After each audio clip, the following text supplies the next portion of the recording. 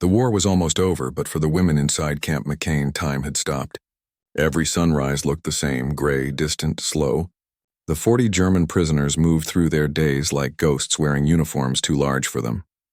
They woke at the sound of the morning bell, cleaned the floors, mended torn sleeves, and counted the hours until night. Martha Keller, Johanna Weiss, Elsa Reinhardt, and the others had been here for months. The war might have been ending in Europe, but in this camp it was still winter in their hearts. Life in the camp had changed slightly since Christmas. The guards were no longer harsh, their eyes a little softer now. They knew the war was ending, everyone did. Even the radio, muffled through the American Post, carried more jazz than news. Sometimes the soldiers smiled. Sometimes they shared extra bread. Martha wondered if they had started to see them not as enemies, but as people. She wanted to believe it, but old fears still whispered in her mind. Trust after war was a fragile thing. One cloudy afternoon, a familiar knock came at the door. It was Sergeant William Tucker, tall, Southern accent, polite but firm. "Tomorrow night," he said, "movie in the mess hall. You're all invited." The women stared at him confused. A movie, the word felt like something from another life. Johanna gave a faint smile. "Maybe it's another propaganda film," she said. Else scoffed. "Americans love showing how perfect they are." Still, when Tucker left, the barracks hummed with quiet excitement. Something different was coming, and even that was enough to stir hope. The next day, the camp felt strangely alive. Guards moved briskly, fixing lights, sweeping snow, carrying large pots and crates toward the mess hall. From the barracks window, the women watched the commotion. "What are they doing?" Johanna asked. Martha shrugged. "Maybe preparing food for their celebration." Elsie muttered, "Maybe another show to remind us who won." Yet despite her sarcasm, she kept watching. Outside, laughter echoed, a rare sound in a place built for silence. By late afternoon, a strange smell drifted through the camp. It was smoky, nutty, and warm, unlike anything they'd smelled before. Greta frowned. "Something's burning." Johanna moved closer to the small frosted window. "They're cooking something." Through the foggy glass, they saw 2 American soldiers crouched near a metal pot above a small fire. One stirred it with a long spoon while the other leaned close, grinning. The women pressed closer to the window, whispering guesses. Soup? Oats? Gunpowder? Then it happened. "Pop, pop, pop!" the women screamed. Someone shouted, "Gunfire!" Johanna ducked to the floor. Elsa grabbed Martha's arm, and for a moment panic filled the room. The sound was sharp, fast, unpredictable, like bullets ricocheting off metal. The women froze, hearts pounding. Then came laughter, loud, carefree, and undeniably American. Through the chaos, they heard Tucker's voice from outside. "Easy, ladies. It's just popcorn." But the words made no sense. "Pop what?" Martha gasped. The door opened and Tucker stepped in, laughing so hard his breath fogged in the cold air. In his hands was a large metal bowl filled with white puffed kernels. Steam rose from it and a strange, buttery scent filled the room. "See?" he said cheerfully. "Popcorn." The women stared at him, completely still. Martha looked at the bowl as if it were alive. Johanna whispered, "You eat that?" Tucker nodded, grinning. "You bet." One by one, curiosity overcame fear. Martha reached forward, picked up a single piece, and sniffed it. It smelled harmless. She bit it gently. It crunched, light, warm, a little salty. Her eyes widened. "It's food?" she said. The others followed, cautious at first, then eager. Else frowned, chewing slowly. "Americans are crazy," she said. "They eat exploding corn." The room burst into laughter, real, uncontrolled laughter. Tucker leaned against the doorframe, smiling quietly. He didn't need to say anything. The sound was enough. That night, long after the guards had gone and the lights were out, the women still talked softly about what had happened. The air was warmer somehow. Johanna whispered, "It's strange." That was the first explosion that didn't bring fear. Martha smiled in the dark. "Maybe peace doesn't start with words," she said. "Maybe it starts with something small, like popcorn." Outside, the wind blew gently against the barracks, carrying faint echoes of laughter from the mess hall. For the first time in months, it didn't sound foreign. It sounded human. The next evening came quietly, but there was a strange energy in the camp. The sky hung low, heavy with the scent of rain, and a thin mist rolled over the wire fences. Inside the women's barracks, the mood was tense yet curious. Johanna sat by the window, watching shadows move near the mess hall. "They're setting up again," she whispered. Else grumbled, "I'm not falling for another explosion." Martha, sitting on her bunk, smiled faintly. It wasn't an explosion. It was food. Still, a few women kept glancing nervously at the door, waiting for whatever surprise the Americans had planned. As dusk settled, Sergeant Tucker returned, his hands stuffed in his coat pockets, a faint smile on his face. "Movie's starting in 10, he said. The women exchanged uncertain looks. Some stood slowly, others hesitated. Going to the mess hall meant stepping out of the small world they'd made for themselves, where safety came from predictability. But curiosity won. They put on their thin coats, buttoned them tight, and followed Tucker out into the cold night. The ground was damp, their breath visible, the air heavy with something unfamiliar. Anticipation. When they reached the mess hall, warm light spilled through the cracks in the wooden door. Inside, American soldiers were laughing, adjusting a projector, arranging benches. A large white sheet hung against the far wall, slightly wrinkled but glowing under the bulb's beam. The women entered cautiously, their steps echoing on the floor. The smell hit them first, warm, buttery, and inviting. The same scent from the day before. On the table stood a giant pot, steam curling into the air. "It's that exploding food again," Elsa muttered under her breath. The Americans handed each woman a small paper bag filled with the strange, puffed kernels. The prisoners hesitated. Martha stared into her bag as if inspecting a science experiment. Johanna poked one with her finger, laughing nervously. Greta held it to her nose and sniffed. "It smells nice," she admitted softly. Tucker watched them with quiet amusement. "It's just popcorn. You'll like it." His tone carried no mockery, only kindness. Slowly, the women began to eat, the crunching sound filling the silence like a new language being learned for the first time. Then the projector sputtered to life. A white flash hit the sheet, followed by flickering light. The women gasped. For a brief second, the room seemed to explode in brightness. Some ducked instinctively, others shielded their faces. The sound of the reel clicking echoed like gunfire in the distance. Panic rippled through the group. "It's starting again," one woman cried. "They're firing something." Tucker raised his hands quickly. No, it's okay, it's just the movie." His voice was calm but firm, cutting through the confusion. The flickering light steadied and shapes began to appear on the screen, black and white figures dancing, singing, laughing. It was a musical full of smiles and energy. The women slowly lifted their heads, eyes wide with disbelief. Moving pictures, real people on a wall. They had heard of such things before the war, but few had seen it. Johanna's mouth fell open. "It's like magic," she whispered. Else crossed her arms but didn't look away. "Only Americans could invent something so loud and pointless," she said, but even she was smiling. The soldiers laughed quietly from the back, watching the women's reactions. For once, it wasn't mockery. It was joy in sharing something ordinary. Martha's eyes softened. The sound of laughter, the flicker of the light, the buttery smell. It all felt unreal, like stepping outside the war for a moment. When one of the characters on screen slipped on a banana peel, the women burst out laughing, real, unrestrained laughter. Tucker grinned. "Told you you'd like it," he murmured. Halfway through the film, the lights flickered again and the reel jammed. The screen went dark. For a moment, there was silence. Then from the back of the room came the familiar popping sound. The Americans were making another batch of popcorn. This time, no one screamed. Instead, the women leaned forward, curious. They watched as kernels burst open in rhythm, tiny explosions that no longer brought fear. "It's strange," Johanna whispered, "to see something burst and not run from it." Martha nodded.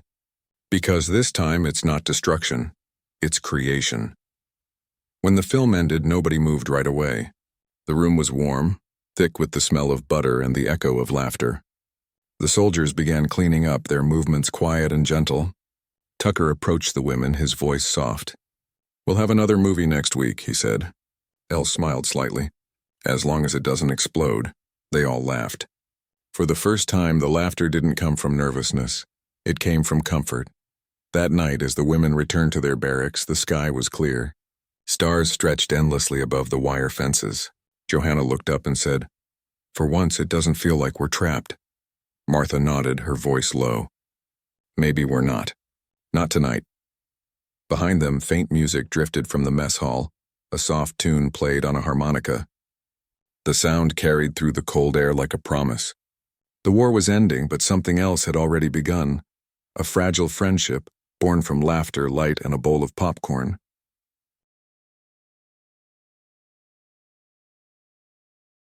The next morning, the camp felt different. The air seemed softer, lighter somehow. Even the guards' boots didn't sound as heavy on the gravel. Inside the women's barracks, the atmosphere buzzed with quiet energy.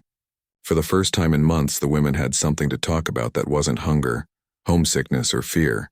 Johanna sat cross-legged on her bunk, mimicking the movie's characters, making the others laugh until tears came. Martha shook her head, smiling. "You sound just like them," she said. Elle smirked. "You laugh like an American now," Johanna replied. "Maybe that's not so bad." Outside, Tucker walked his morning patrol, hearing laughter drift from the women's quarters. It was an unfamiliar sound in this place. For months he had only heard quiet, the scraping of boots, the low murmur of German voices. Now there was something different, something alive. He paused by the fence, looking toward the barracks. He didn't understand the words, but he understood the tone. It was hope, or maybe something even rarer than that, trust. And though he wouldn't admit it aloud, it made him smile. Later that afternoon, the women were given a small task, helping to mend torn uniforms. It was routine work, but they did it with unusual cheer. Martha hummed softly while she sewed, and Johanna kept asking questions about the movie they'd seen. "What was that place with the bright lights? New York?" she asked. Greta nodded slowly. "Yes, my brother used to talk about it before the war. He said it was full of music." There was a brief silence. Then Else muttered, "Maybe one day we'll hear it ourselves." It sounded foolish, but no one laughed. As evening came, Tucker entered the barracks again, holding a small paper bag. "Peace offering," he said. The women looked at him curiously. "More popcorn?" Johanna guessed. He grinned. "You got it." He placed the bag on the table, and the women gathered around like children. He showed them how to add salt, tossing the bag back and forth until the kernels glistened. "We do this at home when we watch baseball," he said. The word meant nothing to them, but his tone carried warmth. He poured the popcorn into a bowl and stepped back. "Go on," he said. The women hesitated for a moment, then began to eat. The taste was simple, comforting, familiar now. "It's funny," Martha said. "The first time we heard it, we thought it was gunfire." Tucker laughed softly. "Well, it kind of is, just the good kind." His laughter was deep but kind, and somehow it made the women laugh too. For a few minutes, the camp wasn't a prison. It was just a group of people sharing food and laughter. No uniforms, no sides, just warmth. After a while, Tucker leaned against the wall watching them. "You know," he said, "back home, kids make this stuff on Sunday nights. Sometimes they throw it at each other during the movie." Johanna giggled. "Throw it? Waste food?" He nodded. "It's part of the fun." She shook her head, laughing. "Americans really are strange." Else smirked. "Strange but harmless." Tucker raised an eyebrow. "I'll take that as a compliment." For a brief moment, everyone smiled like old friends.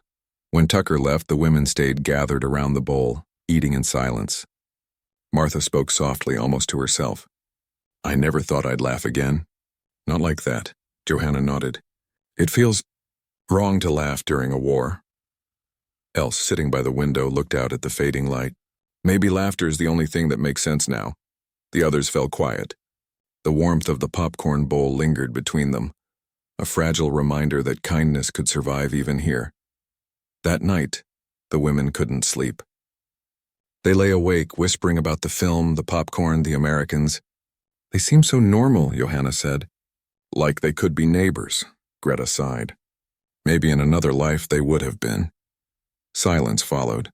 Outside, a dog barked and a guard's flashlight swept across the fence. But the fear that usually came with that light didn't return. Instead, there was calm. It was as if something invisible had shifted inside the camp.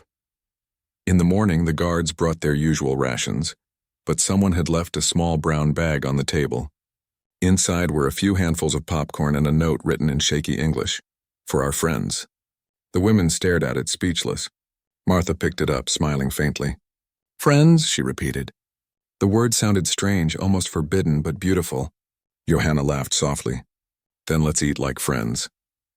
The others nodded, and for the first time in a long time, the camp felt less like a cage, and more like a place where life, real life, was returning. The next few days passed quietly, but something had changed. The laughter had not disappeared. It lived in the air like a soft melody that refused to fade. The women moved through their daily routines with lighter steps. Even Elsa, who rarely smiled, seemed softer. When the guards walked by, there was no longer the same sharpness in their gaze. They still carried rifles, but their shoulders seemed less tense. The camp wasn't free, but it wasn't frozen anymore. Something small and warm had begun to live in it.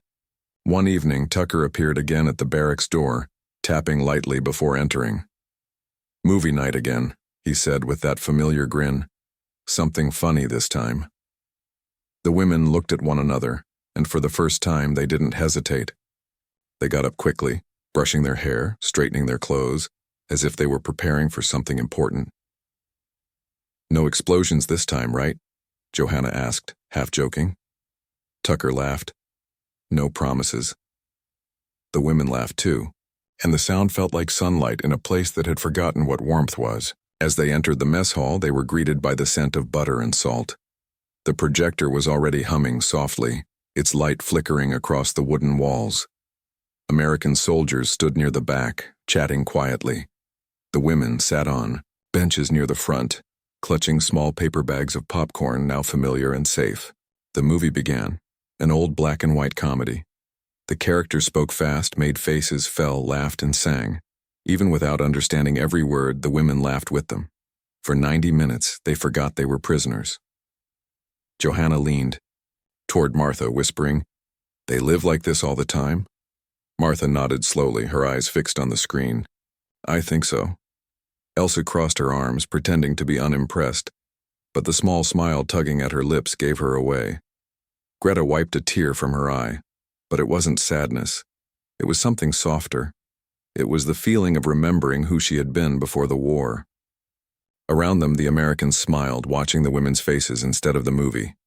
The light from the screen danced across both groups, blurring the line between guard and prisoner.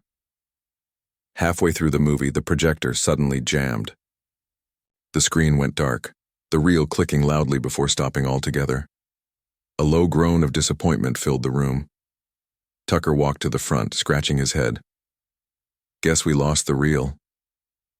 The women murmured among themselves, restless and reluctant to leave. Then from the back of the room, a sound broke the silence, a harmonica. Its tune was soft, almost hesitant at first. The melody was gentle and familiar. Martha gasped. "Stille Nacht." The women froze. Slowly their faces softened as the notes floated through the air. It wasn't Christmas, but the song carried them back to that night months ago, when candles had glowed and the world had felt human again. The harmonica continued, and one by one, the women began to hum along. Their voices were quiet, fragile at first, but soon the harmony filled the hall. Some of the soldiers joined softly, humming the English words, "Silent Night." It was clumsy, imperfect, and beautiful. When the song ended, no one spoke.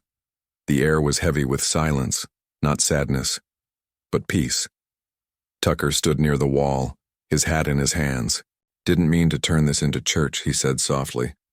Martha smiled faintly. "Maybe church isn't about walls," she said. Her words hung in the air for a moment, and even Tucker seemed moved. The women looked at one another and smiled. They weren't just prisoners anymore.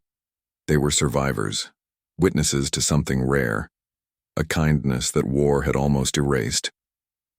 Afterward, Tucker helped serve cups of hot coffee and small biscuits.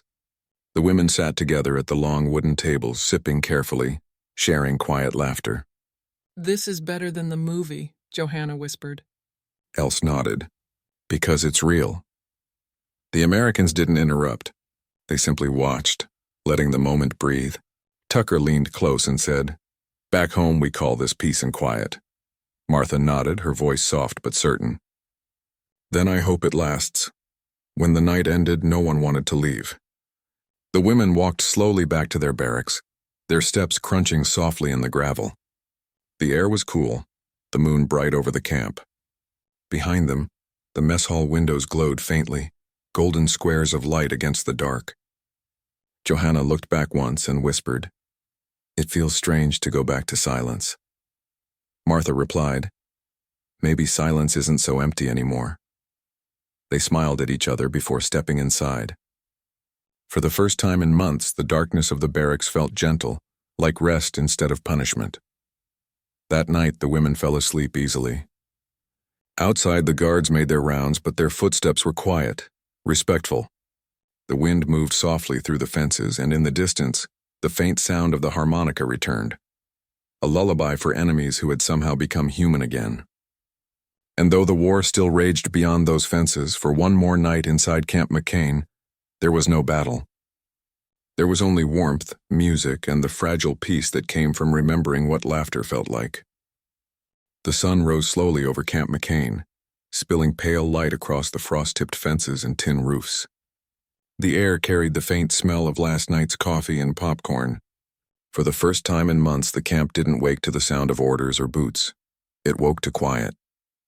The women stirred slowly in their bunks, their faces relaxed, their breathing even. Johanna opened her eyes first. She lay still for a moment, feeling the softness of silence. It wasn't the heavy silence of despair anymore. It was calm, peaceful, alive. Martha sat up, rubbing her eyes. The air inside the barracks was warmer than usual. She noticed a small paper bag resting near the door, the one Tucker had left for them last night. Inside were a few kernels of popcorn, a bit cold now, but still smelling of butter. Martha smiled faintly. She passed the bag around, and the women laughed quietly as they took one each, like sharing a secret. "Strange," Johanna said. "How something so small can change everything." Martha nodded. "Because it reminded us we're still living." Outside, the camp was bright and clear. The guards moved slowly, almost casually, their rifles slung loosely over their shoulders. One of them nodded as the women stepped out for roll call. It wasn't a soldier's nod to prisoners. It was something else. A human gesture. Tucker stood at the far end, his coat collar turned up against the cold. He smiled when he saw them. "Sleep well?" he called out. Else raised an eyebrow. "Better than usual," she answered. It wasn't a joke, but it made him chuckle anyway. After breakfast, the women were assigned to light work in the laundry shed.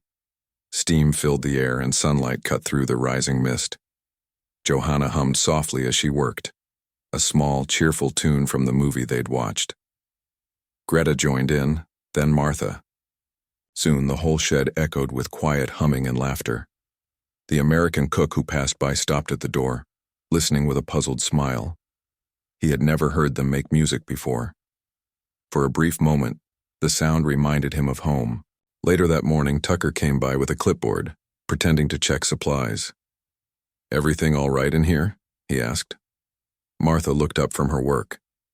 "It's quieter today," she said. He nodded. "That's how peace sounds."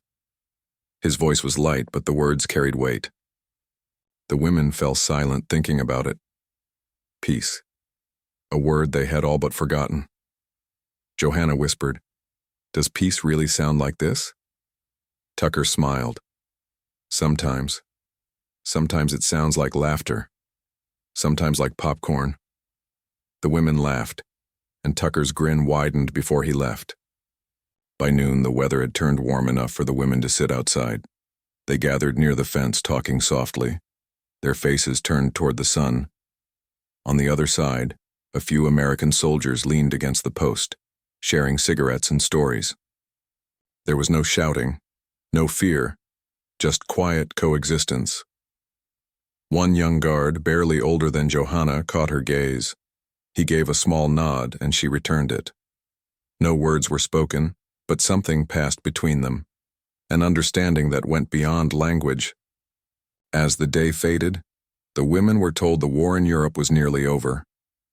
The news spread through the camp like a ripple across still water. Some women cried, Others just stared in disbelief. "So it's really ending," Greta whispered. "After all this time?" Martha's hands trembled slightly. "Yes," she said, "but we'll carry it forever." Johanna looked toward the mess hall, still smelling faintly of butter and smoke. "Maybe it's not what we lost that matters," she said softly. "Maybe it's what we found here." That evening, the women gathered once more inside their barracks. No one spoke for a long time. The fading light painted long shadows on the wooden floor. Martha finally broke the silence. "Do you think we'll ever forget this place?" she asked. Else shook her head. "No, but maybe we'll remember it differently." Johanna smiled faintly. "Like the night we laughed instead of cried." The women nodded in agreement. Outside, a warm breeze moved through the camp, carrying the scent of spring. Before the lights went out, Martha reached for the small paper bag again. Only a few popcorn pieces remained. She placed one carefully on the windowsill. "For memory," she whispered. The others smiled. Outside, the stars began to appear, glittering above the fences. For once, the fences didn't seem so tall and the sky didn't seem so far away. The war was ending, but something had already ended the night they learned to laugh again. And so, in a place built for captivity, they had discovered freedom, not the kind that opened gates, but the kind that opened hearts. Popcorn, laughter, and a shared song had done what armies couldn't. They had made enemies human. For the women of Camp McCain, peace didn't arrive with parades or treaties. It arrived with a handful of exploding corn and the sound of laughter that refused to die. Years passed and the war became history. The camps were torn down, the fences rusted away, and the sound of boots on gravel faded into silence. But for the women who had lived behind that wire, the memories never truly left. Martha Keller returned to Germany after her release, carrying nothing from her time in America except one photograph, a small, faded image of her standing near a Christmas tree, smiling for the first time in years. She kept it folded in her diary, tucked between pages that smelled faintly of salt, smoke, and butter. Johanna found work in a small bakery near Cologne. Every morning she made fresh bread, and sometimes, when the day was slow, she would heat a pan and toss a handful of corn into it. The first pop always made her flinch and then smile. Customers would laugh at her strange American snack, but she never explained. For her, it wasn't just food. It was a sound that meant survival. Each pop was a reminder of that night in Camp McCain, when the world didn't feel divided for once, when laughter was the only language anyone needed. Else never returned to her old town. Too much had been lost there. Instead, she wrote letters. Long, honest letters meant to the families of soldiers she had met in the camp. She told them about Tucker, about how he treated them with dignity when the world had stripped it away. "He showed us that kindness can exist in the most impossible places," she wrote, "and that sometimes peace begins with something as simple as a smile, or a handful of popcorn." Her words reached America years later, finding a place in the hearts of strangers she would never meet. Tucker, too, carried the memory of those women. When the war ended, he returned home to Mississippi, married, and opened a small movie theater in town. On opening night, as families filled the seats and children laughed at the screen, he stood behind the counter making popcorn. When the kernels began to explode, he smiled quietly to himself. The sound brought back the image of frightened faces softening into laughter, of women who had forgotten how to smile until that night. He never told the story publicly, but he told it to his children every Christmas and always ended it the same way. That's how peace starts, kids. Not with speeches, but with people. Many years later, when Martha was old and her hands trembled from age, she lit a small candle every December and placed a bowl of popcorn beside it. Her grandchildren thought it was a strange tradition, but she never explained. She simply looked at the light and whispered, "Danke." In her heart, she was still thanking those strangers in uniform who, for one brief moment in 1945, had given her the greatest gift anyone could give, humanity. The candle flame flickered in her eyes, the same way it had on that long-ago night when the world had felt new again. Time moved on, but the story didn't die. It lived in whispers, in memories, in the small things people do when they choose kindness over cruelty. Somewhere in Mississippi on quiet evenings, the air still smells faintly of butter and salt. Somewhere in Germany, an old woman still smiles when she hears something crackle in a pan. And maybe, somewhere beyond all that, the echoes of laughter still drift across the fences that no longer stand. Because history isn't just about battles or flags. It's about moments like this, when enemies shared food, when fear turned into laughter, and when the smallest act of kindness rewrote what war had tried to destroy. It's about remembering that behind every uniform there was a heart beating, waiting to be reminded it was human. If this story touched you, don't let it fade away. Share it. Tell someone who has forgotten that even in the darkest times, light can come from the most ordinary things: a smile, a song, or a handful of popcorn. Because peace doesn't begin on battlefields. It begins with people like you who believe kindness still matters. If you believe humanity can survive even through war, like this video, share it, and subscribe for more forgotten stories that prove compassion always finds a way. Your share keeps history human.